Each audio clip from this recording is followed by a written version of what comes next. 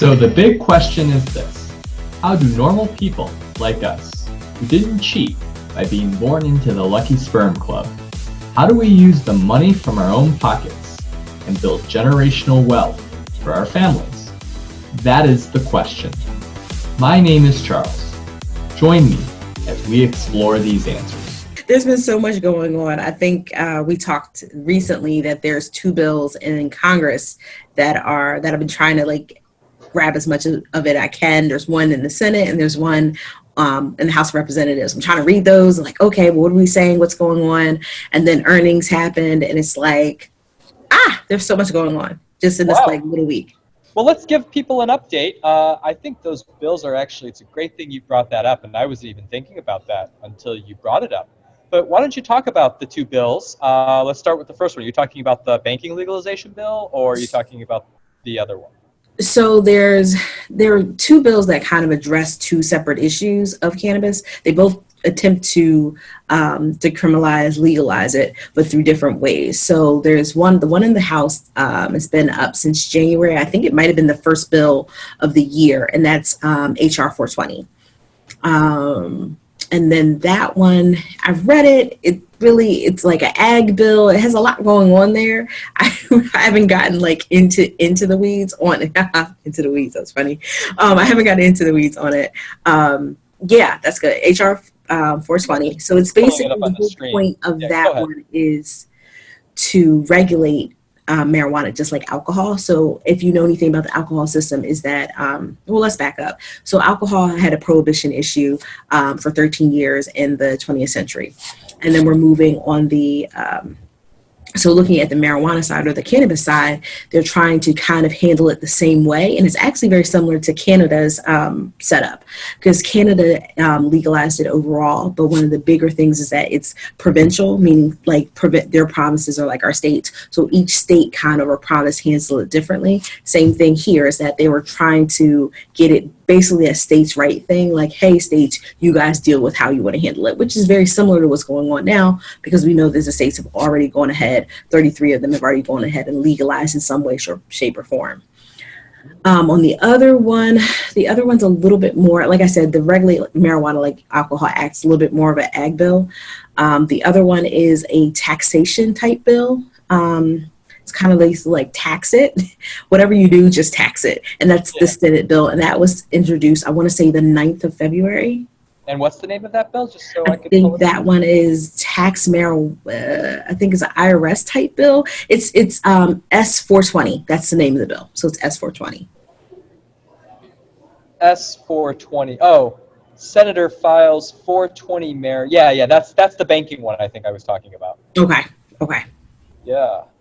And they're both Oregon. There's an Oregon Democrat for the HR 420, and there's an Oregon senator for S420. Yeah. So, the senator's bill, I'm reading this, would deschedule marijuana by removing it from the CSA, establish a tax. Obviously, they want to tax the thing. And, that's why it's called the banking bill, because it's a system of permits for businesses to engage in cannabis commerce. Right. Wow. Yeah. So what does that mean? Or is it still too early to see? I mean, I think it is very early. It literally dropped 10 days ago. So it's a little early to kind of determine what it is and how it's going to work. They did attempt to, the biggest thing is about decriminalizing it, removing it from the CSA, and then from there taxing it, which is very similar to I think we talked about this before, history doesn't repeat, but it rhymes. It's very similar to the Marijuana Tax Act, which was the initial marijuana bill that was done in 1937 in terms of moving it out of, marijuana wasn't illegal, but it was taxed. Same thing here. It's not illegal, but it's taxed. So it's going to be an interesting situation to watch. Yeah, probably invariably, go ahead. Yeah, this is the banking thing and everything on that side, so... Sorry, I'm just kind of reading through. So, I think we should probably share everybody what the banking issues are. So under, there's two major issues that the Senate bill tries to address, is that when we're working with cannabis as it stands right now, and right now it's only marijuana. And when I say marijuana, we're talking about over 0.3% of THC. It's only dealing with marijuana. But if you're dealing with marijuana, you have a banking issue, because if you're putting money in banks that is known to be illegal, the banks are aiding and abetting a crime, a federal crime. On the other side, you have a IRS issue, which is 280E, is that you can't deduct ordinary and necessary expenses of business if you are engaging in an illegal enterprise. So this Senate bill attempts to deal with both of those issues. Oh, wow. And even though it's too early to tell, I guess there would be wide-ranging ramifications if either of these passed, right? Because Correct. that would then potentially solve the liquidity discussion the liquidity issue Exactly. we were having last week, right? About how U.S. companies can't list on the exchanges. Right. And now, but for clarity, I think, and this hasn't happened yet, but U.S. hemp companies can list. As long as they're only dealing with hemp, they should theoretically be able to list, because they're legal under the December Farm Bill. Okay, so But they haven't yet. they And I don't haven't. know if they are. Well, but it also might take time, right? I mean, Oh, yeah. it might be legal, but you still have to file the paperwork, and the government's been shut Correct. down, so forth and so forth. So, wow, exciting developments. But I think more exciting developments are the earnings growth. And Yeah. let's talk about that, right? Everyone has been concerned that this cannabis business is all hype, and everyone is waiting to see what would happen with the release of recreational in Canada. And can you see my screen okay? I have actually the latest earning change. This is for Canopy Growth Corporation. So it was them, and I think Afria also. Was it Afria or Aurora? I forget. I think Aurora. It was Aurora. Yeah, it was Canopy and Aurora. They released earnings reports. And I think for a lot of people, it was impressive, right? I mean, if you look at just the numbers here, and I've got some notes that I've summarized, but you look here, I mean, high level, the quarter before legalization, you've got total revenue of 23 million, and then the quarter with legalization, we have 3 times that revenue at 83 million. That's a big growth, right? So basically, what did they say? It was saying that let's see, I would say this is pretty explosive growth. I mean, we're looking at what, almost is that 300%? Yeah, that's close to, that's above 300% revenue growth. Yeah. Their shipments for the quarter, it looks like they shipped over 10,000 kilograms of cannabis. So that's pretty impressive.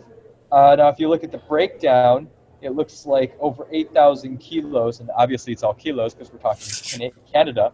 Over 8,000 kilos of the cannabis shipped was for recreational purposes, so that was good. And then that's up from nothing because it wasn't legal. 33% of the revenue came from sales that were tied to oils. So not just flour, but oils. And they're looking to expand. Obviously, Canada has a few issues in terms of what else is out there. But they're looking also, soft gels, sprays, pre-rolls, ingestibles, edibles. Right, and those aren't ready yet. So and that's what I think is really interesting, is that edibles and vapes are not going to be, the regs are not going to be available, I think, until October of this year or spring of this year. And I think that's really interesting to see how that number is going to change, because I think we've talked about it a couple of times that a lot of people aren't really interested in smoking, but they'll definitely, do a vape or they'll do an edible. Yeah, and a few things that are notable is most of Canopy's growth sales was actually what was called business to business and not direct business to consumer. So they're still in this wholesale arrangement where they're still working on opening their retail locations, but in the interim, they're supplying the other retail chains with their cannabis, which means there's a potential for more growth. The other thing is, and this is, I really dug into the earnings and everything. I'm not sure if you dug it as deep, but what they found was that the pricing did not get dramatically impacted. So what they found was the recreational selling was about close to $7 a gram, exactly $6.96, and that's compared to the medical sales of $9.77 a gram. So, obviously recreational is not as lucrative, or the sales isn't as high as medical because of the nature of recreational and probably other price competition. But that's all, from my perspective, really good news, because there's a lot of pent-up market demand for this. And I think ultimately, I'm not saying Canada represents the world, but from a growth perspective, what we know, legally speaking, first the state, in the U.S., right, a state starts by going medically, and then after going medical, they go recreational. Right. And literally seeing a 300% increase in growth due to pent-up demand for going recreational or legal that's great. And I think it's really important to note that this was not a full quarter of recreational sales. Mm-hmm. So, and remember, it went live in October, like October 17th. So the whole quarter, this is not even reflective of a whole quarter of growth. And I think that's a really interesting point to see kind of just how different it looks in September versus December. And I think September's month end or quarter end reflects some kind of infrastructure growing things to kind of produce or be able to produce in that quarter that they actually were live or recreational. But I think it's really important to even just see that this is not even a full quarter. We haven't gotten a full 12 weeks yet, and this is where we are. Yeah, I think that's very promising. That's absolutely amazing. Now, the other thing to note, and I know we had talked about this, is even though domestic Canadian sales have been really strong, international sales for Canopy growth haven't been as exciting as it just hasn't been materially exciting. And I'm not saying that's a good or a bad thing, but I think it goes in line with the thesis of, is Canada going to supply the world with marijuana? And hard to say, right? Especially once South America gets involved. And I don't know if you saw this. I read somewhere that there's a big hemp. Let me show you this. Hemp, and then Congo. Yeah, basically, I got to find this, but basically, the country of Congo has partnered up with, and they're going to go like balls in, like all in on hemp. And it's coming out that the pricing of hemp that's grown in Congo is going to be maybe 1/10 or even 1/20th of what the cost of hemp is to grow it in Canada or the US or some of these more developed countries. Wow. So a few things to think about, when we talk about international commerce and all these sorts of things, of where players are going to come in. So what's your take? I mean, we saw very strong earnings from Canopy growth. Aurora also reported. Is it time to get into Canopy growth? What do you think? I still think they are overvalued in terms of their price. I think they are starting to get a better business model that supports their price, but I don't think we're there. I don't know if we're ever going to get there. I don't know. I think someone asked me maybe last week, they said, is it too late to get into Canopy? And I honestly don't know that, because I feel like even still with these amazing earnings, because the earnings are actually pretty daggone phenomenal.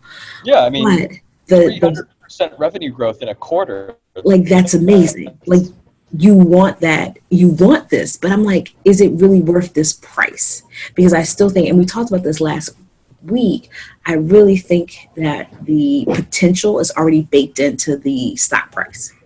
And I guess that's a good thing to bring up, right? When we talk investing, the number one rule is to try to limit your downside, because as humans, we always think of the upside and we don't think about that.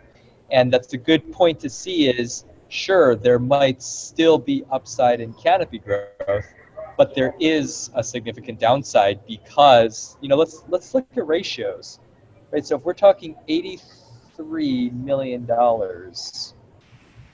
So 83, and let's just assume it stays that for 4, that's $330 million. If I were to look at the summary, 15.8 billion. That's still a pretty hefty multiple, right? Right. 4 by 322. I mean, that's still almost a 50 times price to revenue multiple, not even price to earnings on that side. Wow. So I think that's the problem. I think these are the problems. I think the real numbers, even looking at it, we're just not there. And I think, again, everybody's excited, and I think that excitement is there. I think we're starting to get some place where it actually does support this market cap, but we're not there. And I don't know if Canopy, I don't know if it's too late to get a Canopy for these numbers, for these exact reasons. I don't know. I'm kind of on the fence. I'm not a huge Canopy growth fan. I think, yes, they are the biggest player in this space. But I don't know if they're like a Walmart, which had amazing earnings also, or if they're another company that's not quite there. Because I mean, I think they're trying to take on the Walmart model, if that makes sense. They have acquired a lot. They have spent a lot of time and a lot of money acquiring. I think on their website, they have a pretty good like frame of kind of everything that they're in.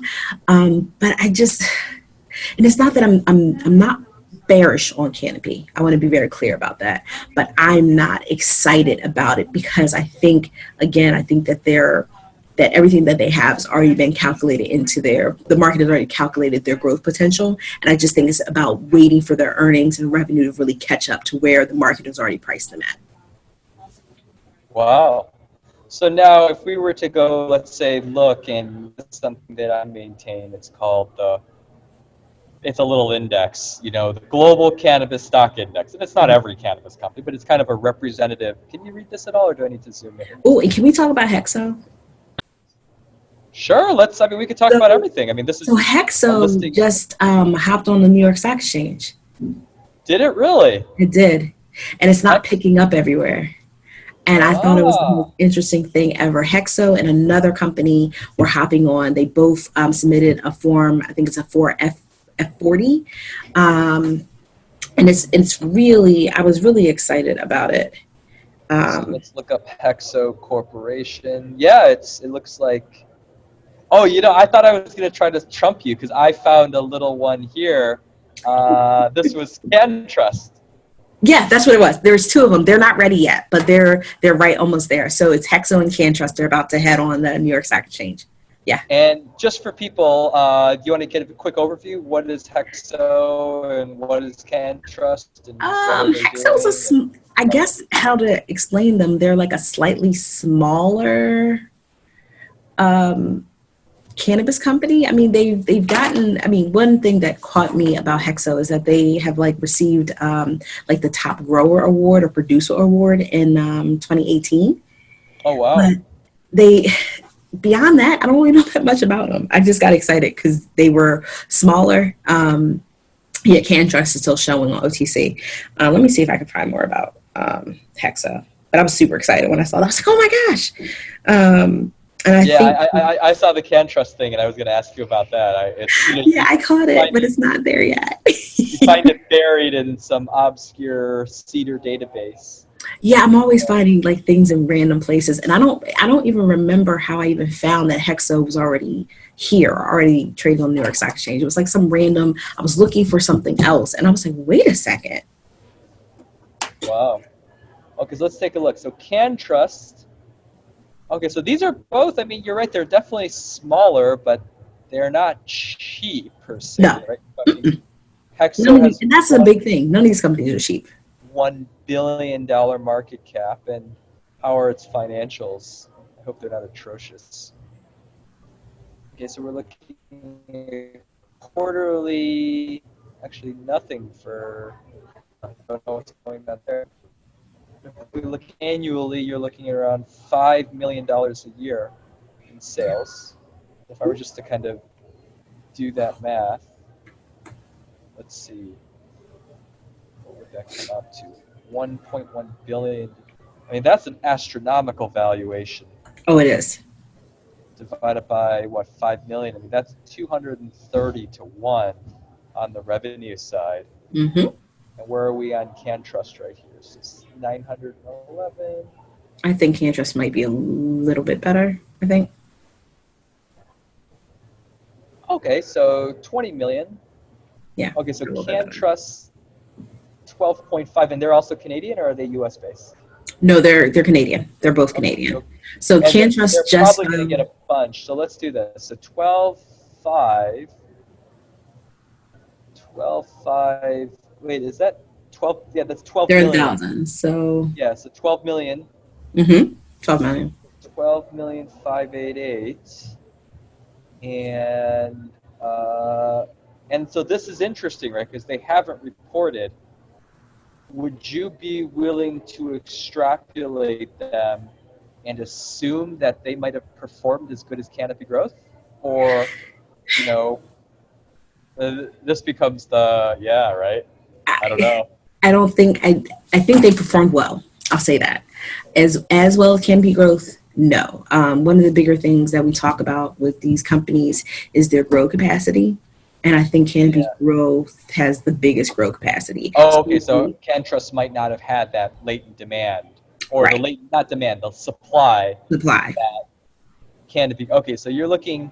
So let's say Canopy Growth is like the top end, and we also have Aurora we could look at too, right? Let's look at Aurora, yep. Because they had their earnings out last week.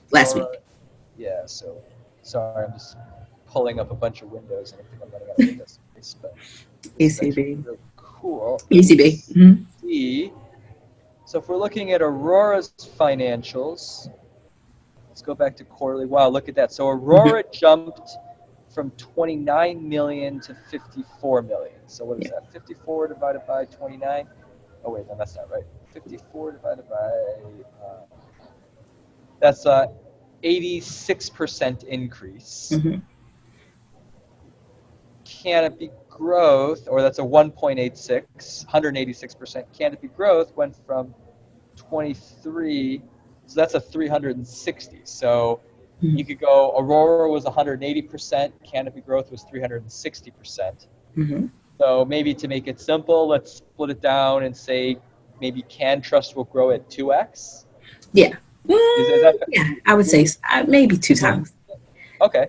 We'll see something like that. Okay, so instead of 12 million, they're going to go 12.5 times 2, so it's 25 million.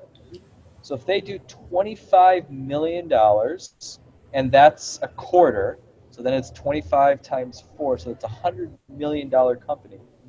At a 911 divided by 100, that's a 9 times revenue multiple. That's not bad. And that's what I was saying. I think they were, in terms of numbers, looked better than Hexo. Wow. So this could be a very interesting one. So even though it is Canadian, yeah, I mean, 9 times is... To put it in perspective, I think... put it in perspective, Canopy is 50 times. Right, but I think just kind of like regular, normal companies, because I think when we deal with these high-growth industries, we get like the train goes off the tracks. But when we're looking at like I think Altria, which is the parent company of Philip Morris, I think they're like 3 times or something. So just to kind of put those things in perspective, I think they're 3 times. I think. Yeah. Well, let's take a look. MO. MO is the symbol. Oh, it's MO. Okay. So if I were to look at Philip Morris, now. You could make an argument that Altria is in a declining industry, but right, they are, but they I think they own 45% of Kronos. Yeah, that's true too. Okay, so 91 billion for Altria Group, and their financials have them at 25. So 91 divided by 25. So that's 3.5 times.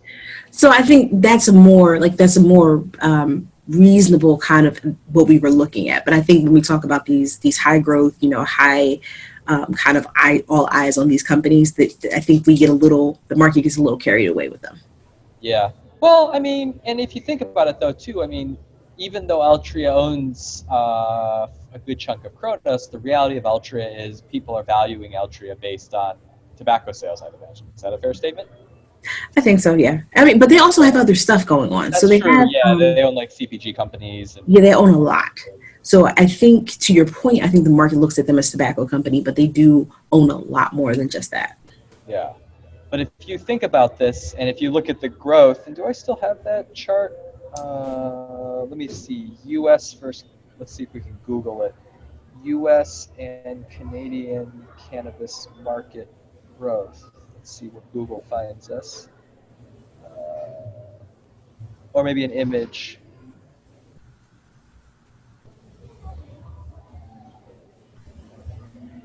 Is there a U.S. versus Canada version of it?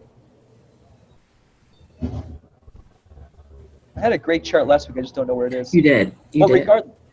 oh, here we go. Maybe this is it. Oh yeah, that's it.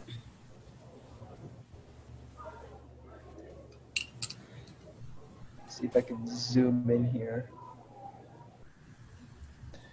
So it's probably, if you look at Altria is a mature market, right? Right. And if you look at cannabis, it's still immature. So Canada is 1.3 billion for 2018, and at maturity, let's say 5 years from now, it's 5.5 billion. So it's not infeasible to say that there could be a 5x growth between 2018 and 2022.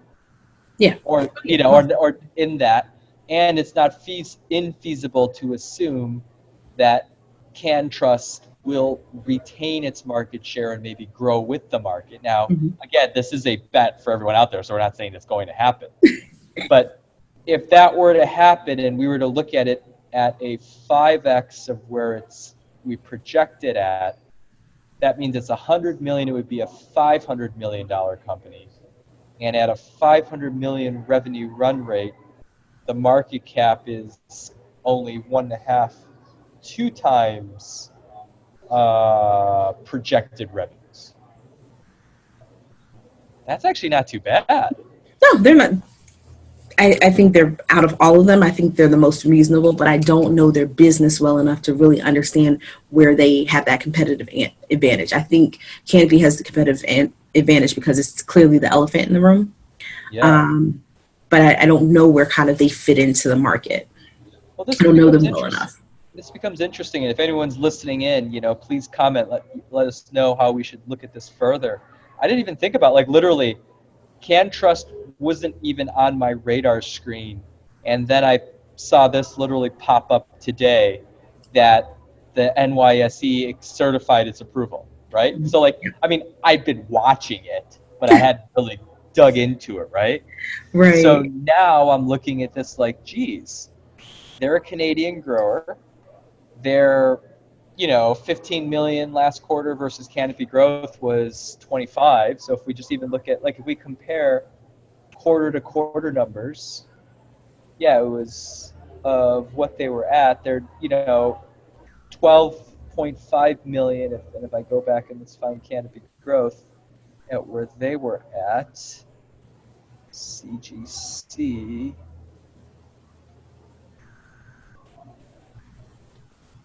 It's quarterly 23, so they're not that far behind. Right. But they're trading at $1 billion market cap versus Canopy growth, which is trading at 15. 15. So, yeah, so if they were on par with Canopy growth, that could give you a relative valuation of $6 or $7 billion. Now, let's be fair, right? I wouldn't put it on par with Canopy growth because having Constellation Brands give you $3 billion or some huge amount of money, that definitely gives you a leg up on the competition. Yeah. But I could see $3 to $4 billion. And, so what are the things holding it back? The main thing holding it back is our discussion on exchange liquidity. If they are now liquid on the New York Stock Exchange, and now people can swipe their Robinhood app and just go easily buy Canntrust holdings, I could see that money flow in. That might not be too bad, actually. Some food for thought. It is. Wow.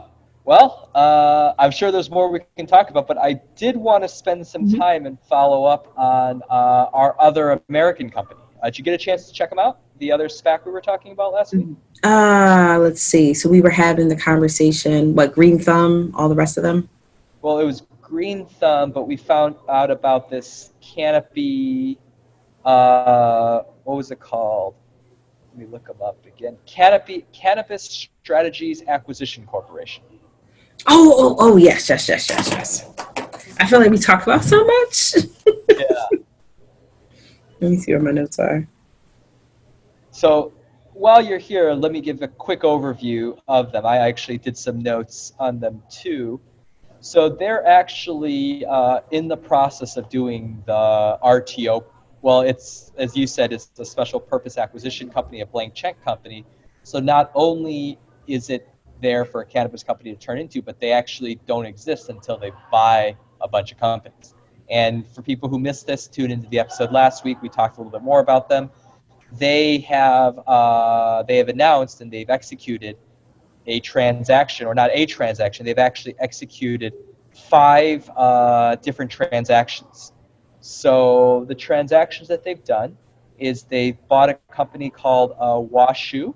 Washu is a vertically integrated cultivator, producer, and distributor of cannabis in northern Nevada. They focus in Reno and distribute it in Las Vegas. They have a full spectrum of products, cannabis flower, plant material, concentrates, edibles, you name it, everything like that. Licensed to possess, cultivate, and process and dispense. They began medical sales in the first quarter of 2016 and rec sales in the third quarter of 2017. So they've been around. Washoe had actually sales of $6.7 million last year and gross profit of $4.9 million, net income of $3.2. They also are buying Live Free. Live Free operates 3 dispensaries in the state of Nevada, one in Clark County, Henderson, and Reno.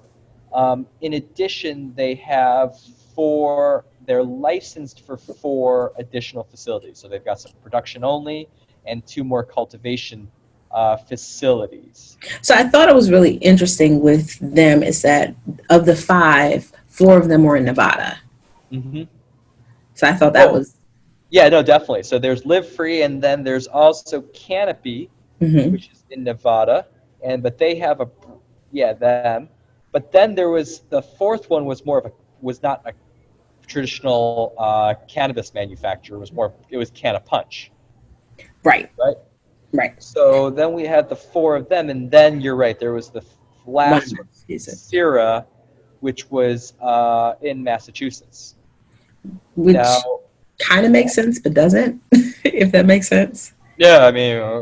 it makes sense because, Massachusetts, both recreational and they have a market, if that makes sense. I don't think is Massachusetts recreational? I can't remember, but I remember reading a lot about... Massachusetts is medical right now, and from my understanding, they've been talking about rec, but it's not...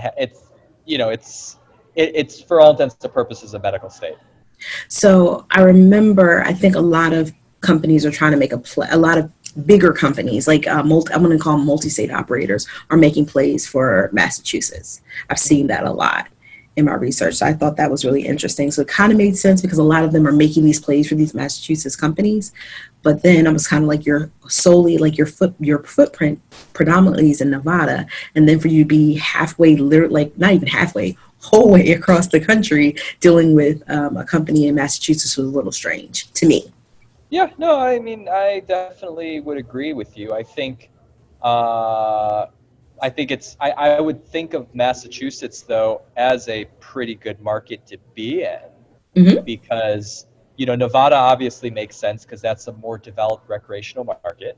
And they have some pretty strong companies, dispensaries. I mean, they've got the entire vertical supply chain. And I really like the Canna Punch. I mean, that's a different type of product that's unique and interesting out there, right? And I would look at this as they have the opportunity also to, when Massachusetts legalizes, or not legalizes, but when rec goes out, they'll have the opportunity to kind of catch that big bump in sales. Yeah. And they could probably even reuse their IP or their processes in, making punches and edibles and everything like that and distribute that in Massachusetts. And I'm not saying that everything's going to be like Canada, but seeing that massive growth between medical and recreational, there's significant upside, I think, on the Massachusetts side for the company. But Yeah, I think to your point, I'm really excited about the Can of Punch because I think there's not I think I want to say the ticker is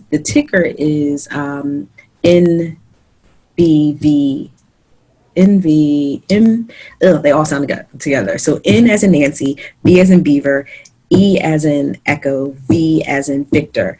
They have a very similar, it's like, I think, New Beverage Corporation. They have a very similar model to Can of Punch. But New Beverage is publicly traded and Can of Punch is not. So I just thought that was really interesting to kind of see kind of another model that looks kind of like that company, but is publicly traded. I thought that was pretty cool. Well, that's fascinating to look at. So let's look at here. We've got New Age Beverage. They're trading at a market cap of close to $500 million. And how are they on? They're probably hemp-based. Is that why they're able CBD. So they're doing the hemp-based. So they do a lot of like natural kind of drinks, but they rolled out a whole cannabis line in October in Nevada, like the beverage. I guess it's like the beverage symposium. I don't know. But that's in October. So I think it was really interesting kind of saying, okay, well, I don't have something that's publicly traded like this just yet, but I have something very similar to look at. Well, they are trading $52 million in revenue. Not profitable also. Right. But they are trading at about an 8x or 9x multiple. So that's similar to Canntrust on that front. Yeah. So now this is where I think this really gets interesting. So I did some of the math, and here's just kind of my notes. If I look at their historical revenues, it comes out to about $60 million is what they were last year. Okay. So you've got $60 million, and I think their market cap, let's go back to that weird exchange that, the exchange that no one can get on. I know. I was like, what? After our talk last week, I was looking, and there's like very little about it as it's like it talks about it, but it's not like it looks cute. I mean, as you can see, but it's not. There's not that much there. I definitely agree that this is, we are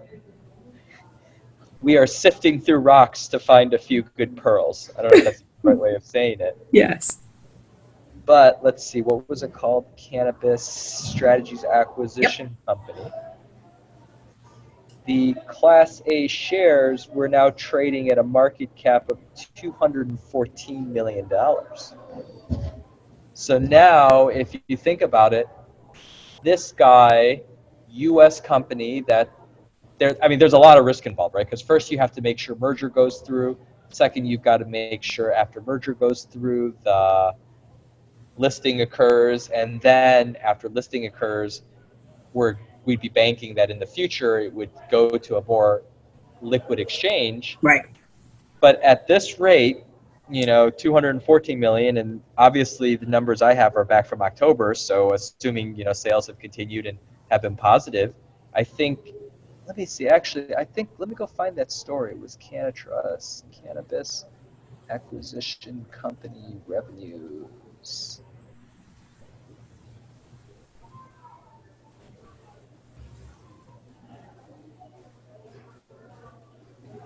Oh wait, no, this isn't. Which one is that? That's just a random Google. What was the name of this company? Cannabis Strategy. Sorry, these names are awful. Strategies Acquisition Corporation. Okay. So their portfolio. And there's not really much on them since October, and I thought that was very strange. Yeah, I mean, there hasn't been very much. So there's still more to do. But, and then we also have to convert U.S. dollars to Canadian dollars. Oh, I forgot about that. Yeah, Canadian and U.S., yeah. But if you look at this, if it's 100 million in revenue Canadian, and the market cap is 214 million, and I believe this is Canadian. Don't take me on this because I'm still doing my research. We're trading at 2 times annual revenue. Yeah, which isn't unreasonable. That seems like, I mean, you like Canntrust, and I'm not saying, I mean, now that you brought it up, I kind of like Canntrust too. But Canntrust is at 9 times annual revenue, and we were kind of excited. This guy's at 2 times annual revenue. I can't really get excited because their exchange doesn't really get Like me. I said, there's still a lot to look at and everything on that side. But I mean, look at this, 5,600 kilos to get to over 31,000 kilos. And I mean, this is, I guess, the nature of that we talked about, the problems with U.S. cannabis companies, right? Mm-hmm. U.S. companies, to invest in a U.S. company is a little harder than it is to invest in even a Canadian company. Yes. On that front. So I feel like this is like the quandary of like the industry. Like this is kind of like where we are all the time. It's like, how do we get here? How do we back out of this in a way that makes sense? And how do you take advantage of the opportunity without completely losing your shirt? Yeah, I mean, I think it's fascinating, right? So like, it's almost going to be time to wrap up, but today we've talked about we've looked at 3 different profiles, right? We have the safest side is Canopy growth. Mm-hmm. I mean, I'm not saying that it's a safe investment. I don't want to go to that far, but in terms of cannabis type investments, right? You've got a company that is fully legal. They're doing the right things. It's not just you've invested or me investing in them. You've got probably one of the most sophisticated beverage companies, and they've got really smart people with MBAs and PhDs and legal people that have crossed all their T's and dotted all their I's, right? So you have that, but to buy into that guy, we're buying at 50 times annual revenues. So like the price premium is really high. Then we have kind of, medium, not completely sketchy, but kind of in the medium side, right? And that's Canntrust. Right. And Canntrust is, fully legitimate. They are operating in Canada. And on that front, they've just been accepted by the New York Stock Exchange to be listed. We saw that letter, that CEDAR filing right there, so that's kind of exciting. Right. So that's that, and they're trading at about 9 times annual. Mm-hmm. And then finally, if you really want to go, I guess, uncover some dirt. Into the abyss. We go into the abyss. We find the sketchy exchange, this Neo exchange that sounds like it's a cryptocurrency, but we're not quite sure. They're operating in Nevada, and I mean, it's a legitimate U.S. company. Right. Because I did some more due diligence on those, and for everyone, don't just go buy, but go check them out for yourself. Right? You've got them, you've got this, but they're trading at 2 times annual. Right. So, I mean, but I think that also kind of goes to the point we've been talking about, is that everybody's excited and they're excited about the big elephant. And I think, you kind of have, you have the hare, like the quick, agile rabbit. And the question is your quick agile rabbit that's really going to be explosive? Is it going to be a Canntrust, or going to be like this other company in this sketchy, type situation? And I don't call them sketchy per se, but it kind of very well, not well known. It's for what we're looking at. It doesn't have the liquidity we're looking for. Kind of things that we as investors would really like to see more of. So I would like to see more liquidity. I would like to see you on a more legitimate platform. I would like to see it, because when you get on those more legitimate platforms, you get a lot more disclosure. And I think it's really important to kind of note those types of things. Even when you're looking at the New York Stock Exchange, they're going to require a lot more than say some of the Canadian stock exchanges, more specifically looking at the Canadian Securities Exchange. They're going to, NYSE requires the most. They require the most disclosures, and they have, trading standards. Like if you don't stay on here, if you don't stay in a certain range over a certain period of time, they will delist you. And I think I don't think we have those protections on the other side. Well, there are less protections, obviously, on TSX and CSE. On this NEO thing, I mean, right. I mean, you're definitely going into the Wild West. Now, Right. again, this fits in everyone's risk profiles and everything on that side. That's a thing. And actually, speaking of risk, let's wrap it up. I want to actually show, so like, let's say I want to be safe. And what's the safest and legitimate way to invest in cannabis? I would throw out, are you familiar with IIPR? Oh, the REIT. Yeah. Yeah. Yeah. Well, the valuation might be a little on the high side, but they were just accepted. This was a couple days ago as the first Canopy company to be on the S&P Small Cap 600 Index. Interesting. That's pretty interesting. The only reason why I don't love IIPR, like love it, is because when you look at a REIT, so REITs are really special. And what I mean by REITs are special is that generally when you have a corporation, there's two levels of taxation. That's the rule in the United States. They get taxed on the corporate level, and you get taxed as a individual receiving dividends. That's kind of how it works. However, with REITs, the IRS has gotten rid of this top level of taxation. And what that does, and actually their dividends got a little bit better, is that it helps produce more dividends or a higher dividend. When I first started looking at IIPR, it was, gracious, it was like $30 a share. Yeah, we actually took a position in IIPR. We did a recommendation back in May. Yep, I think it was at like $34. So people who followed us and had moved on IIPR have done exceptionally well, right? You're talking literally 100%, and they have been paying out dividends too. So they haven't. They've gotten significantly more, because when I first looked at them, they were 34 and they had a 1% dividend, and now it's 65, and we're looking at a dividend of 2.3. So you've got to factor in. A lot of people don't forget that, like, you've gotten a dividend. So not only have you doubled the appreciation side, but you've actually cashed out a little bit, which most people probably just roll it into more stock on that side. But yeah, this has been a good one to watch. Yeah. Because I think a lot of the bets that we made early on in our conversations, and when I say our conversations, I mean kind of the cannabis investors conversations early on in mid last year, they're really starting to pay off. It's like, okay, I was telling people before, I was looking at IIPR. I think IIPR was one of the ones that I listed in my first cannabis. I think we talked about it in the first cannabis book group when we did in Philly. I think it was in the book. It was in the book. So there's a lot of we were still happy. Yeah, we were still happy with IIPR went up a bit, but it was still within range. At this point, we like IIPR, but we probably wouldn't recommend that anyone buy at this level. Correct. It's kind of gone by the wayside, but it's definitely a big thing to say, hey, you actually have a cannabis stock. Well, it's two things, right? First, we get to pat ourselves on the back. You gotta pat yourself on the back, Courtney, right? For calling 100% gain in less than a year. I mean, that's pretty awesome. Yeah. Right? So that's awesome.